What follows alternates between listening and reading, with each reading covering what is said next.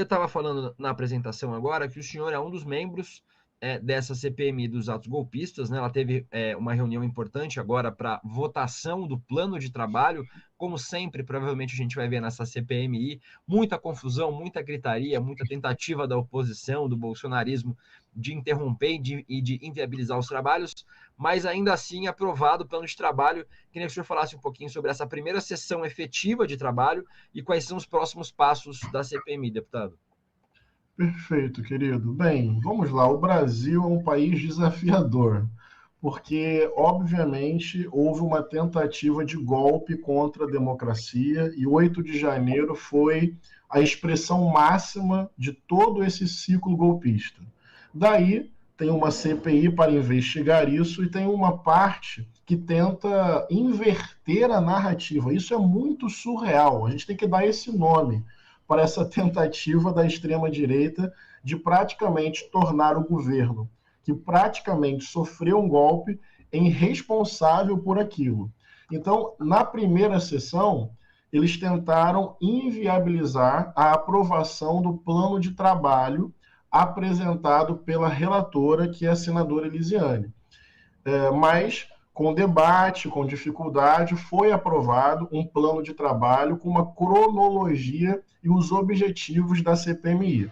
E, basicamente, o mais importante é entender o seguinte: segundo o plano de trabalho da senadora, nós vamos buscar os grandes financiadores, importante citar que não são os médios financiadores, esses já estão inclusive identificados, os grandes financiadores, os grandes idealizadores, os executores, a participação e organização disso nas plataformas digitais e os agentes públicos e políticos e empresários que de alguma forma participaram desse atentado contra a democracia. Então, qual é a grande vitória desse relatório? O reconhecimento que houve uma tentativa de golpe que precisa ser investigada e os agentes financiadores, idealizadores, operadores, mobilizadores digitais, empresários e políticos precisam ser investigados e responsabilizados. Semana que vem teremos 2 sessões, terça e quinta-feira, às 9 horas da manhã, já para aprovação dos primeiros requerimentos de convocação. Uma das confusões que a CPI teve foi quando a senadora Elisiane Gama tentou votar junto com o relatório os requerimentos, né? Queriam separar e acabaram aprovando essa separação. E é curioso, deputado, essa narrativa bolsonarista, né? Chega a ser engraçado, inclusive, a gente ouvir os deputados e os senadores bolsonaristas falando, o Marcos Duval, o Eduardo Bolsonaro, o Nicolas Ferreira, o André Fernandes, sobre a tentativa de inverter o ônus desse golpe, né? Parece que a narrativa que o bolsonarismo já tenta emplacar desde muito cedo, e isso ficou mais claro com o começo efetivo da CPMI, é que o culpado pelo golpe foi o governo Lula, né? É surreal.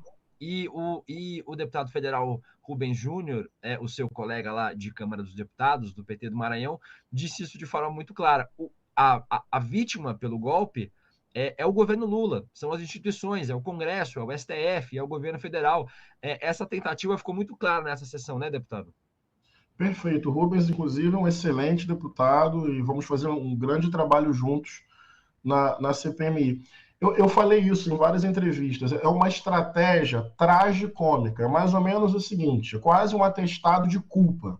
É como se eles dissessem: olha, nós tentamos um ataque contra a democracia e o governo foi falho em proteger os 3 poderes. Então, temos que responsabilizar o governo porque não foi tão competente para impedir o ataque que nós fizemos à democracia. É muito louco isso, é uma espécie de confissão de culpa. Só que, tirando da caracterização tragicômica, vamos lá, a extrema-direita não é mais ou menos isso? Uma espécie de aposta na confusão do pensamento, uma espécie de aposta em narrativas falaciosas e fantasiosas que de tantas vezes ditas e repetidas começam a aparecer como verdade. Quando eu digo que é uma tática tragicômica mistura de tragédia e comédia e uma espécie de atestado de culpa,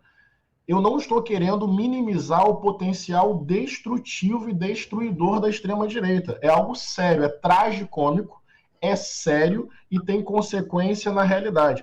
Mas o que eu quero chamar a atenção é que esse é o modo operacional da extrema-direita. É uma aposta histórica na falência do pensamento crítico, é uma aposta histórica na eliminação da reflexão e da sensatez diante da realidade, é uma aposta histórica no sensacionalismo, no fatalismo, no medo, no pânico moral, na incapacidade do diálogo, é uma aposta histórica numa mentira que de tantas vezes dita parece quase verdade. Isso lembra uma fala de um ministro de Adolf Hitler na década de 30, na ascensão do nazismo na Alemanha. Não podemos tratar com amadorismo o potencial destruidor da extrema-direita. Basta lembrar da pandemia.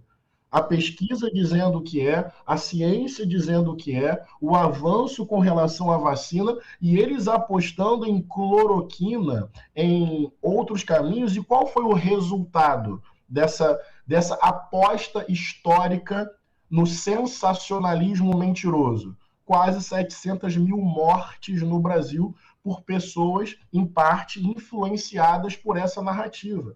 Então, assim, o que eles estão tentando fazer na CPMI é tragicômico? É, mas é sério, é um modo operacional da extrema-direita e nós temos que ter muito cuidado e precisamos enfrentar isso com seriedade e sem amadorismo.